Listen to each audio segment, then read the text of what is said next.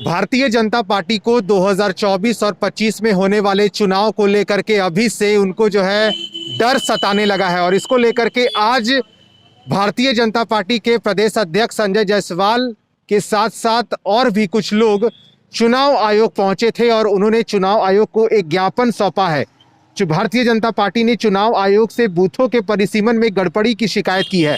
Bharatiya Janata party के प्रदेश अध्यक्ष संजय जायसवाल के नेतृत्व में एक प्रतिनिधिमंडल ने चुनाव आयोग से मुलाकात की और बूथों के परिसीमन में गड़बड़ी की शिकायत की है और कहा कि इस पे जल्द से जल्द सुधार होनी चाहिए।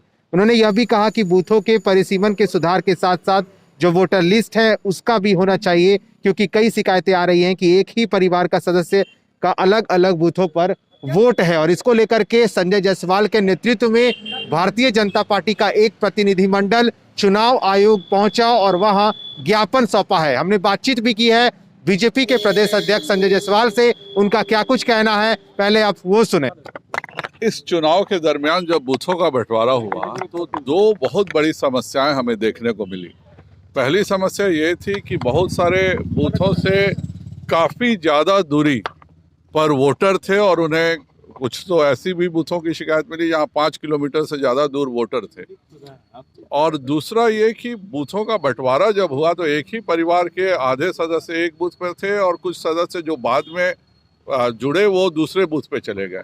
तो हम लोग आज भारतीय जनता पार्टी की तरफ से चुनाव आयोग में यह अनुरोध करने गए थे कि यह सभी बूथों की पुनः एक बार जियो फेंसिंग होनी चाहिए कि किस बूथ का कितना इलाका रहेगा, इसका एक पूरा पुनर्निरीक्षण हो और उसके साथ ही उस इलाके के वोटर का पूरा लिस्ट पुनः एक बार उसको ठीक किया जाए, जिससे कि परिवार के सभी सदस्य एक ही होल्डिंग पे आ सकें, जिससे कि यह अगर कभी फिर भविष्य में बूथों का बंटवारा होता है तो उससे दो जगह पर बूथ नहीं हो। और सबसे बड़ी दिक्कत क्या अभी है कि किस वोटर को किस जगह जाना है उसे भी ठीक से पता नहीं होता है। आज जब हमारे पास टेक्नोलॉजी आ गई है और आज हमारे पास सैटेलाइट और एरियल सर्वे के पूरे पिक्चर्स अवेलेबल हैं, तो अगर चुनाव आयोग यह कर दे कि इस इलाके के लोग इसी बूथ पर रजिस्ट्रेशन कराएंगे, इसका एक चुनाव आयोग ऐप जारी कर दे, तो सभी जो भी नए मतदाता जुड़ते हैं उनको भी पता चल जाएगा कि उन्हें किस बूथ पर जाना है और सभी की दूरी बूथ से घरों की नज़दीक हो जाएगी और यह कन्फ्यूज़न नहीं होगा कि कोई एक खास परिवार के ही दो सदस्य होते हैं, उनका बूथ कोई और हो जाता है, कुछ परिवार के सदस्य का अलग हो जाता है। तो ये सब चीज़ों से अब समय आ गया, चूँकि अब लोकसभा और विधानसभा के चुनाव खत्म हो चुके हैं।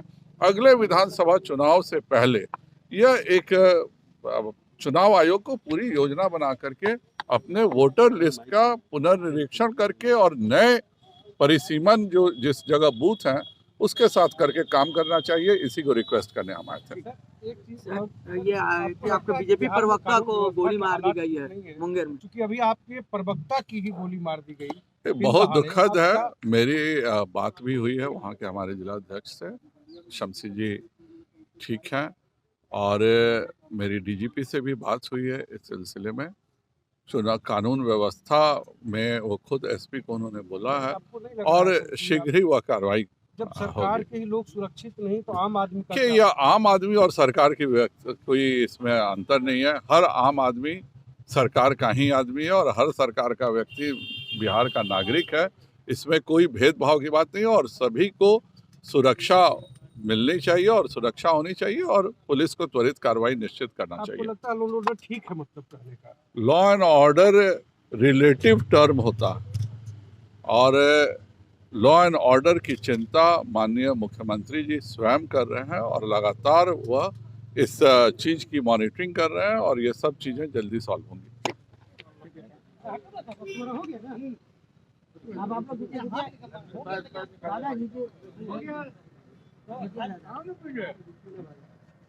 तुम लोग आगे भी नहीं छोड़ोगे, पीछे भी। अरे भीजिए ना, कोई टेंशन नहीं। ज़्यादा गिरिएगा लेकिन ठीक हो।